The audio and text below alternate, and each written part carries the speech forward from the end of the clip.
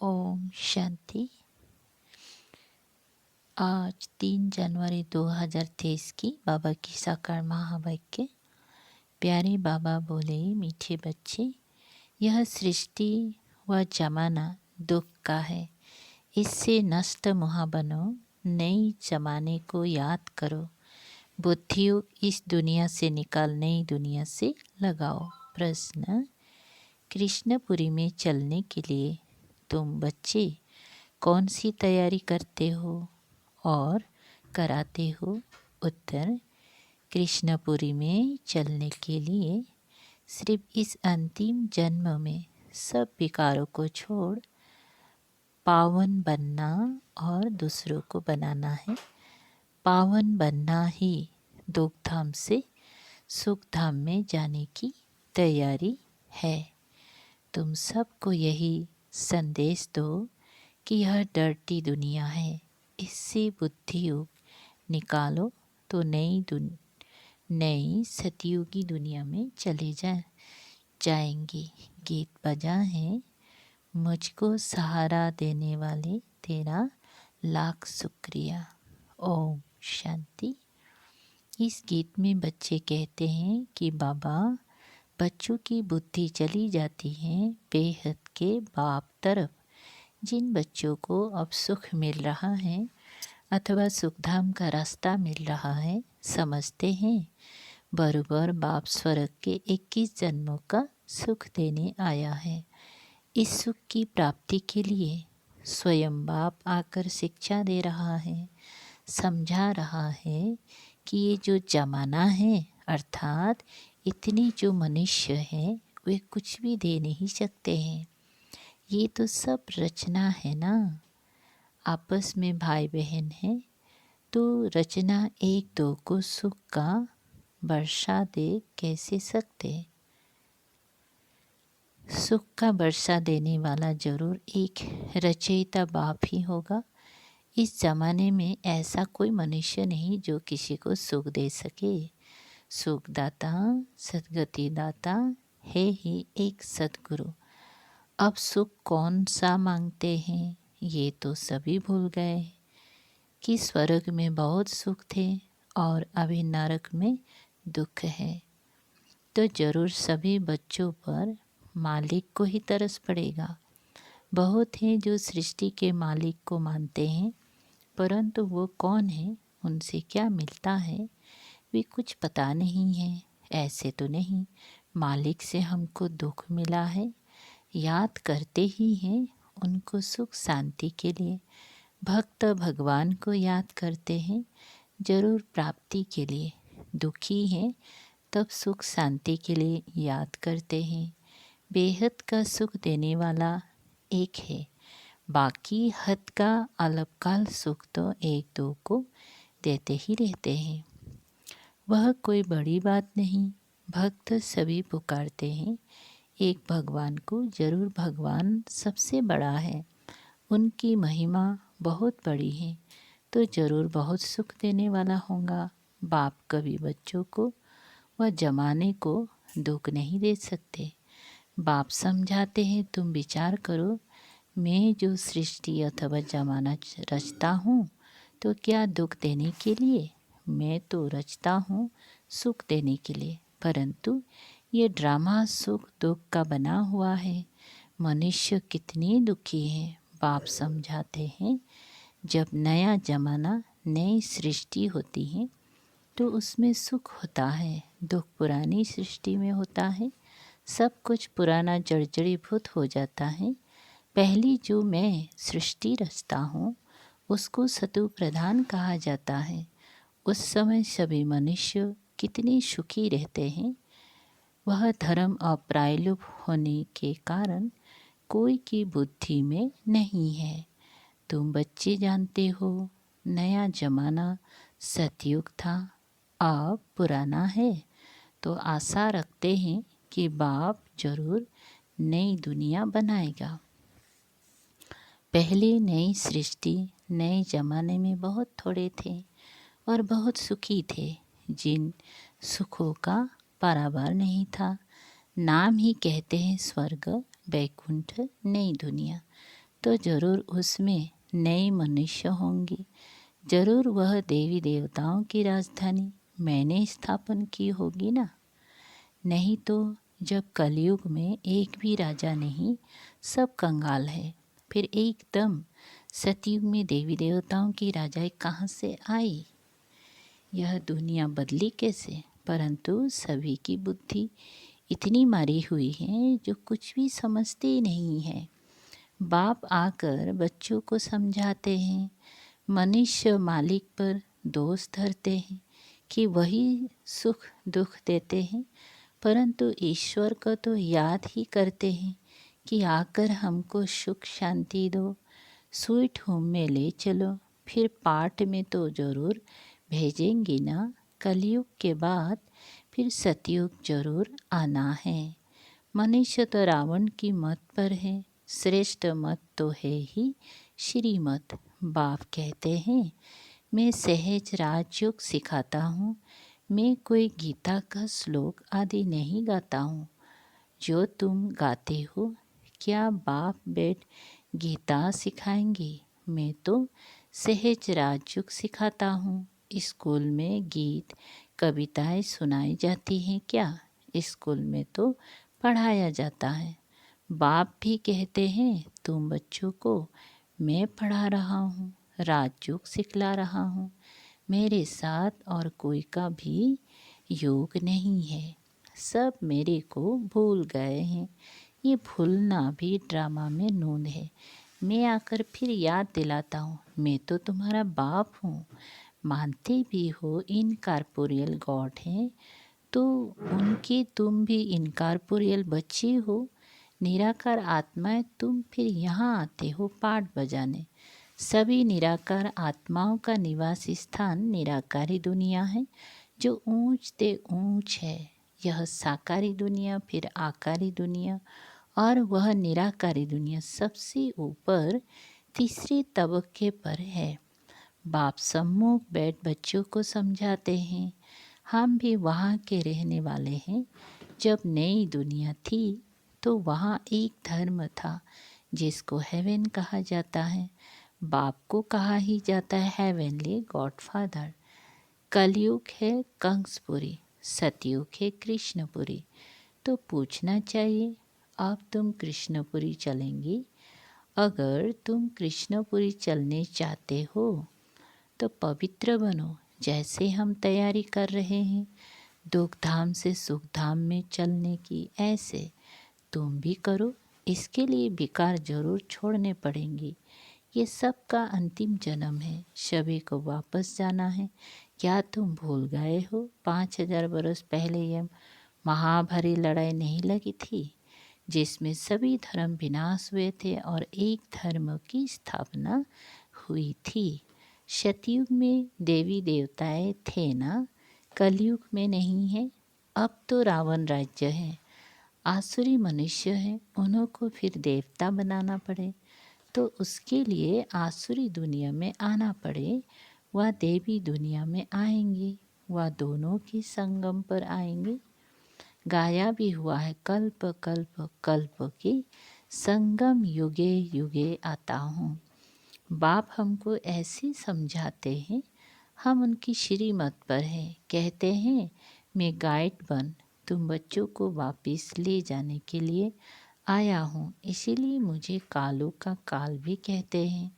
कल्प पहले भी महाभारी लड़ाई लगी थी, जिससे स्वर्ग के द्वार खुले थे, परंतु सभी तो वहाँ नहीं गए। सिवाय देवी देवताओं के बाकी सब शांति धाम में थे। तो मैं निर्वाण धाम का मालिक आया हूँ सभी को निर्वाण धाम ले चले। तुम रावण की जंजीरों में फंसे हुए भिखारी मुत पलिती आसुरी गुण वाले हो। काम है नंबर 1 डर्टी, फिर क्रोध लोभ नंबर 1 डर्टी है, तो सारी दुनिया से नष्टो महा भी होना है। तब तो स्वर्ग चलेंगे। जैसे बाप हद का मकान बनाते हैं तो बुद्धि उसमें लग जाती है। बच्चे कहते हैं बाबा इसमें ये बनाना अच्छा, मकान बनाना वैसे बेहद का बाप कहते हैं, मैं तुम्हारे लिए नई दुनिया स्वर्ग कैसे अच्छा बनाता हूँ। तो तुम्हारी बुद्धि पुरानी दुनिया से टूट जाना चाहिए। यहाँ रखा ही क्या है? देह भी पुरानी, आत्मा में भी खाद पड़ी हुई है। वह निकलेगी तब जब तुम योग में रहेंगी। ज्ञान भी धारणा होगा। यह बाबा भाषण कर रहे हैं ना। हे बच्चे, तुम सभी आत्माएं मेरी रचना हो। आत्मा के स्वरूप में भाई भाई हो। अब तुम सभी को मेरे पास वापिस आना है। अभी सब सत्तमो प्रधान बन चुके हैं। रावण राज्य है ना। तुम पहले नहीं जानते थे कि रावण राज्य कब से आरंभ होता है। सतयुग में 16 कला है, फिर 14 कला होती है। तो ऐसे नहीं एकदम 2 कला कम हो जाती हैं, धीरे धीरे उतरते हैं। अभी तो कोई कला नहीं है, पूरा ग्रहण लगा हुआ है। अब बाप कहते हैं कि दे दान तो छूटे ग्रहण। 5 विकारों का दान दे दो और कोई पाप नहीं करो। भारतवासी रावण को जलाते हैं। जरूर रावण का राज्य है, परंतु रावण राज्य किसको कहते हैं, राम राज्य किसको कहते हैं, ये भी नहीं जानते। कहते हैं राम राज्य हो, नया भारत हो, परंतु एक भी नहीं जानते कि नई दुनिया नया भारत कब होता है। सभी कब्र में सोए पड़े हैं। अब तुम बच्चों को तो सतयुगी झाड़ देखने में आ रहा है। यहाँ तो कोई देवता है नहीं, तो यह बाप आकर सब समझाते हैं। मात पिता तुम्हारा वही है, स्थूल में फिर यह मात पिता है। तुम मात पिता उनको गाते हो, सतयुग में तो ऐसे नहीं गाएंगे। वहाँ ना कृपा की बात है, यहाँ मात पिता का बनकर फिर लायक भी बनना पड़ता है। बाप स्मृति दिलाते हैं, हे भारतवासी, तुम भूल गए हो तुम देवताएं कितने धनवान थे, कितनी समझदार थे। अब तो बेसमझ बन देवाला मार दिया है। ऐसा बेसमझ माया रावण ने तुमको बनाया है। तब तो रावण को जलाते हो। दुश्मन का एफिजी बनाए उनको जलाते हैं ना। तुम बच्चों को कितनी नॉलेज मिलती है, परंतु विचार सागर मंथन नहीं करते, बुद्धि भटकती रहती है। तो ऐसी ऐसी पॉइंट्स भाषण में सुनाने भूल जाते हैं, पूरा समझाते नहीं। तुमको तो बाप का पैगाम देना है कि बाबा आया हुआ है, यह महाभारी लड़ाई सामने खड़ी है, सभी को वापिस जाना है, स्वर्ग स्थापन हो रहा है। बाप कहते हैं देह सहित देह के सभी संबंधों को भूल मुझे याद करो। बाकी सिर्फ ऐसे नहीं कहना कि इस्लामी बौद्धि आदि सब भाई भाई हैं। ये तो सभी देह के धर्म है ना। सभी की जो आत्माएं हैं वो बाप की संतान है। बाप कहते हैं ये सब देह के धर्म छोड़ मामी कम याद करो। ये बाप का मैसेज देने के लिए हम शिव जयंती मना रहे हैं। हम ब्रह्मा कुमार कुमारियाँ शिव के पौत्र हैं। हमको उनसे स्वर्ग की राजधानी का वर्षा मिल रहा है। बाप हमको पैगाम देते हैं कि मन मना भव, इस युग अग्नि से तुम्हारे विक्रम विनाश होंगे, अशरीरी बनो। अच्छा, मीठे मीठे शिकल दे बच्चों प्रति मात पिता बाप दादा का याद प्यार और गुड मॉर्निंग। रूहानी बाप के रूहानी बच्चों को नमस्ते। हम रूहानी बच्चों की रूहानी बाप दादा को याद प्यार, गुड मॉर्निंग और नमस्ते नमस्ते। अच्छा, रात्रि क्लास। अभी तुम बच्चे सूक्ष्म वतन, स्थूल वतन, सूक्ष्म वतन और मूल वतन को अच्छी तरह समझ गए हो। सिर्फ तुम ब्राह्मण ही यह नॉलेज पाते हो, देवताओं को तो ये दरकार ही नहीं है। तुमको सारे विश्व की अब नॉलेज है। तुम पहले शूद्र वर्ण के थे, फिर ब्रह्मा कुमार बने, तो ये नॉलेज देते हैं जिससे तुम्हारी डीटी डिनेस्टी स्थापन हो रही है। बाप आकर ब्राह्मण कुल, सूर्यवंशी, चंद्रवंशी डिनेस्टी स्थापन करते हैं। वह भी इस संगम पर स्थापन करते हैं। और धर्म वाले फट से डिनेस्टी नहीं स्थापन करते, उनको गुरु नहीं कहा जाता। बाप ही आकर धर्म की स्थापना करते हैं। बाप कहते हैं अभी भी सिर पर फुरना है बाप की याद का, जिसे घड़ी घड़ी भूल जाते हैं। पुरुषार्थ कर धंधा आदि भी करते रहें और याद भी करते रहें हेल्दी बनने के लिए। बाप कमाई बड़ी जोर से कराते हैं, इसमें सभी कुछ भुलाना पड़ता है। हम आत्मा जा रही हैं, प्रैक्टिस कराई जाती हैं। खाते हो तो क्या बाप को याद नहीं कर सकते हो? कपड़ा सिलाई करते हैं, बुद्धि बाप की याद में रहे। किचड़ा तो निकालना है। बाबा कहते हैं शरीर निर्वाह के लिए भल कोई काम करो, है बहुत सहज। समझ गए हो 84 का चक्र पूरा हुआ। अब बाप राजयोग सिखाने आए हैं। यह वर्ल्ड की हिस्ट्री ज्योग्राफी इस समय रिपीट होती है। कल्प पहले जैसे ही रिपीट हो रही है। रिपीटेशन का राज भी बाप ही समझाते हैं। वन गॉड वन रिलीजन भी कहते हैं ना। वहाँ ही शांति होगी। वह है अद्वैत राज्य। द्वैत माना आसुरी रावण राज्य। वह है देवता, ये है दैत्य। आसुरी राज्य और देवी राज्य का भारत पर ही खेल बना हुआ है। भारत का आदि सनातन धर्म था, पवित्र प्रवृत्ति मार्ग था। फिर बाप आकर पवित्र प्रवृत्ति मार्ग बनाते हैं। हम सो देवता थे, फिर कला कम होती गई। हम सो शूद्र डिनेस्टी में आए। बाप पढ़ाते ऐसे हैं जैसे टीचर लोग पढ़ाते हैं। स्टूडेंट सुनते हैं। अच्छे स्टूडेंट पूरा ध्यान देते हैं, मिस नहीं करते हैं। यह पढ़ाई रेगुलर चाहिए। ऐसी गॉडली यूनिवर्सिटी में एब्सेंट होनी नहीं चाहिए। बाबा गुह्य गुह्य बातें सुनाते रहते हैं। अच्छा, गुड नाइट। रूहानी बच्चों को नमस्ते। धारणा के लिए सार है। नंबर पहला, देह के सब धर्मों को छोड़ और शरीरी आत्मा समझ एक बाप को याद करना है। योग और ज्ञान की धारणा से आत्मा को पावन बनाना है। 2 नंबर,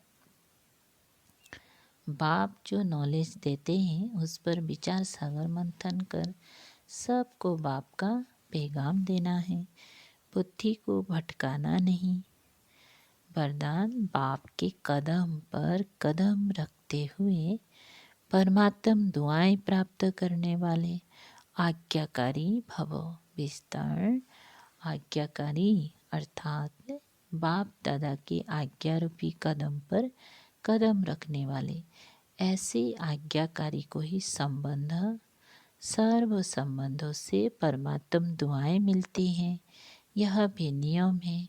साधारण रीति भी कोई किसी के डायरेक्शन प्रमाण हाँ जी कहकर कार्य करते हैं तो जिसका कार्य करते हैं उसकी दुआएं उनको जरूर मिलती हैं। यह तो परमात्म दुआएं हैं जो आज्ञाकारी आत्माओं को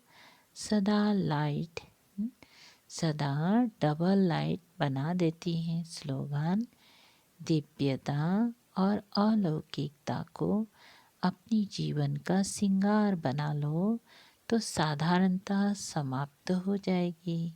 अच्छा, ओम शांति। शुक्रिया।